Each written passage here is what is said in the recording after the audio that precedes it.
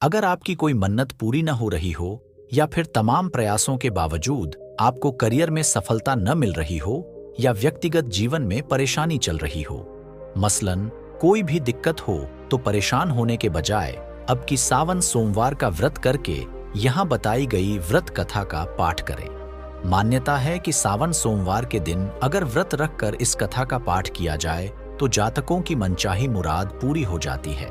किसी नगर में एक साहूकार रहता था जिसके घर में धन की कमी नहीं थी, लेकिन उसे संतान सुख प्राप्त नहीं हुआ था, जिस कारण वह बहुत परेशान रहता था।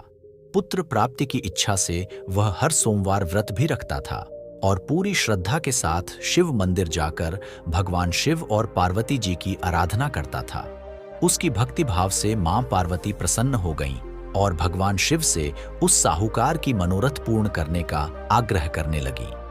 पार्वती जी की इच्छा सुनकर भगवान शिव ने कहा कि हे पार्वती, इस संसार में हर प्राणी को उसके कर्मों का फल मिलता है और जिसके भाग्य में जो है उसे भोगना पड़ता है।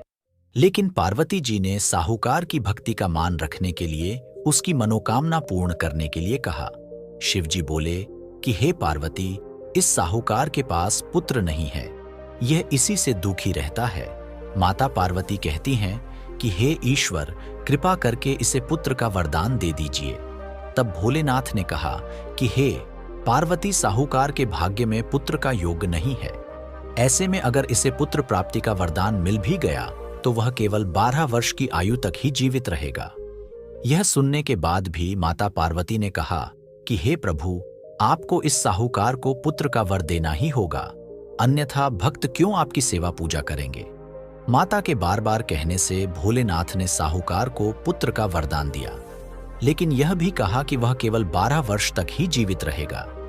साहूकार यह सारी बातें सुन रहा था, इसलिए उसे न तो खुशी हुई और न ही दुख।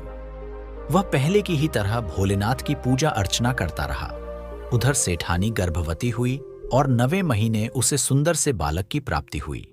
परिवार में खूब हर्षोल्लास मनाया गया, लेकिन साहूकार पहले ही की तरह रहा और उसने बालक की 12 वर्ष की आयु का जिक्र किसी से भी नहीं किया। जब बालक 11 वर्ष की आयु हो गई तो एक दिन साहूकार की सेठानी ने बालक के विवाह के लिए कहा, तो साहूकार ने कहा कि वह अभी बालक को पढ़ने के लिए काशी जी भेजेगा।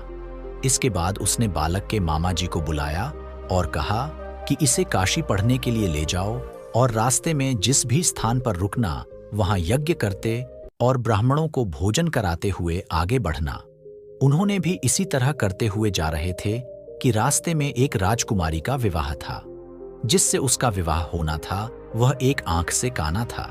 तो उसके पिता ने जब अति सुंदर साहूकार के बेटे को देखा तो उनके मन में आया कि क्यों न इसे ही घोड़ी पर बिठाकर शादी के सारे कार्य संपन्न करा लिए जाएं।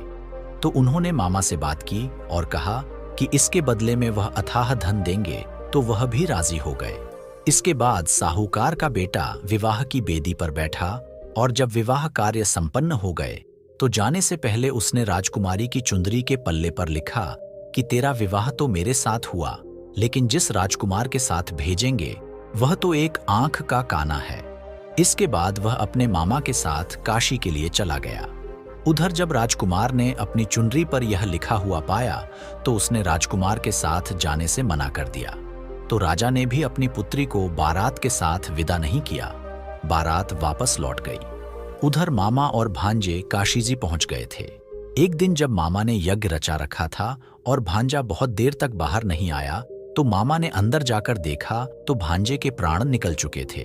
वह बहुत परेशान हुए, लेकिन सोचा कि अभी रोना पीटना मचाया तो ब्राह्मण चले जाएंगे और यज्ञ का कार्य अधूरा रह जाएगा। जब यज्ञ संपन्न हुआ तो मामा ने रोना पीटना शुरू किया। उसी समय शिव पार्वती उधर से जा रहे थे तो माता पार्वती ने शिवजी से पूछा, हे प्रभु, ये कौन रो रहा है? तभी उन्हें पता चलता है कि यह तो भोलेनाथ के आशीर्वाद से जन्मा साहूकार का पुत्र है। तब माता पार्वती कहती हैं कि हे स्वामी, इसे जीवित कर दें, अन्यथा रोते रोते इसके माता पिता के प्राण निकल जाएंगे। तब भोलेनाथ ने कहा कि हे पार्वती, इसकी आयु इतनी ही थी, सो वह भोग चुका।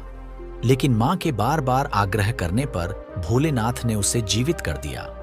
लड़का ओम नम शिवाय करते हुए जी उठा और मामा भांजे दोनों ने ईश्वर को धन्यवाद दिया और अपनी नगरी की ओर लौटे। रास्ते में वही नगर पड़ा और राजकुमारी ने उन्हें पहचान लिया।